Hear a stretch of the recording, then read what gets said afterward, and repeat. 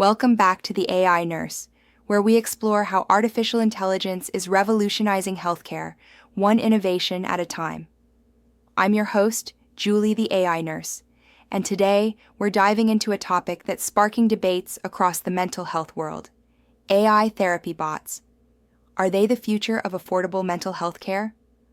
Or just a high-tech band-aid on a deeper crisis? Imagine this. It's 2 a.m., you're wide awake, spiraling with anxiety, and there's no therapist available. But what if you could pull out your phone, chat with an AI bot that's always on, non-judgmental, and costs next to nothing? Sounds like science fiction? Well, it's already here. In this 9-minute deep dive, we'll unpack the rise of AI therapy bots, their benefits, drawbacks, real-world examples, and whether they could truly democratize mental health support. Stick around, because by the end, you might just rethink how we tackle the global mental health epidemic. First off, let's set the stage. Mental health issues are skyrocketing.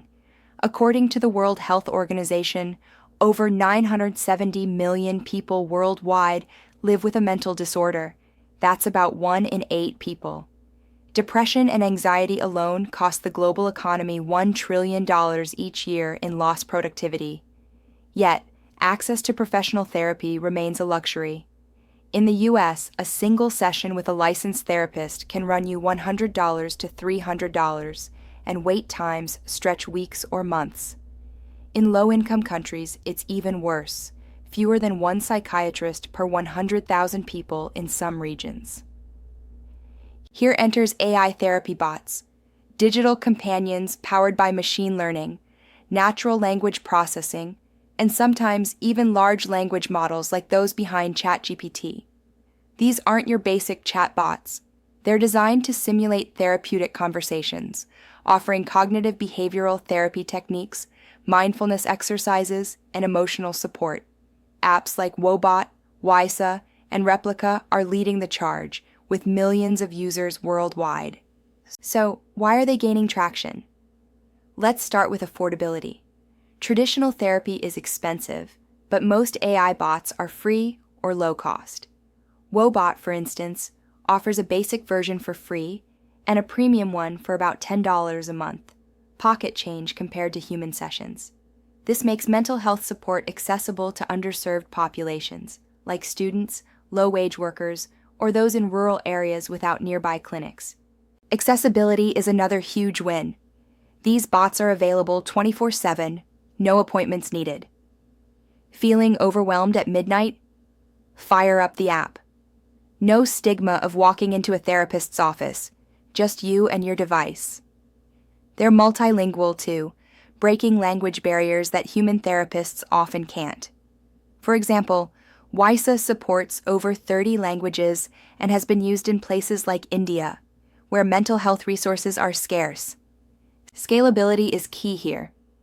One therapist can only handle so many clients, but an AI bot? It can chat with thousands simultaneously without burnout. During the COVID-19 pandemic, when isolation fueled a mental health surge, bots like Woebot saw usage skyrocket by 300%. They helped fill the gap when human services were overwhelmed. But how do they actually work? Most AI therapy bots use evidence-based approaches like CBT, cognitive behavioral therapy, which helps users reframe negative thoughts. Take Woebot. It starts with a mood check-in, then guides you through exercises. "Hey, what's on your mind?" it might ask. You vent about work stress, and it responds with, "That sounds tough. Let's break it down. What's the evidence for that thought?" It's like having a pocket-sized coach. Some bots integrate with wearables for biofeedback. Imagine your smartwatch detecting elevated heart rate from anxiety, then pinging the bot to suggest breathing exercises. Advanced ones, like those from Limbic or Ellipsis Health, even analyze voice tones for depression markers, flagging when you might need human intervention. Now the data backs this up.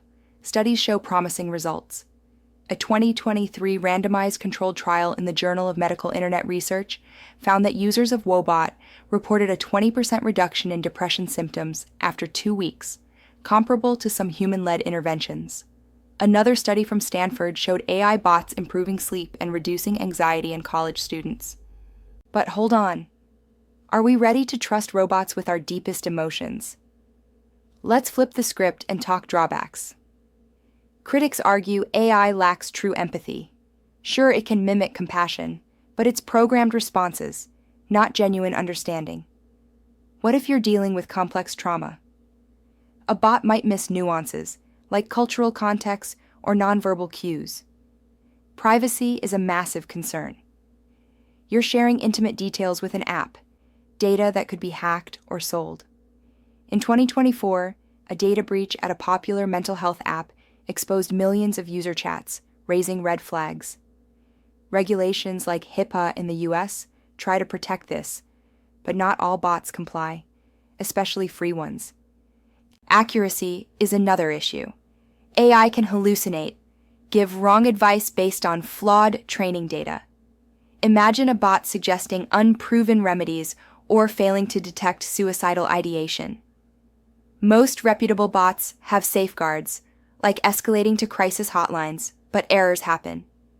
The FDA has started regulating some as medical devices, but the field is Wild West.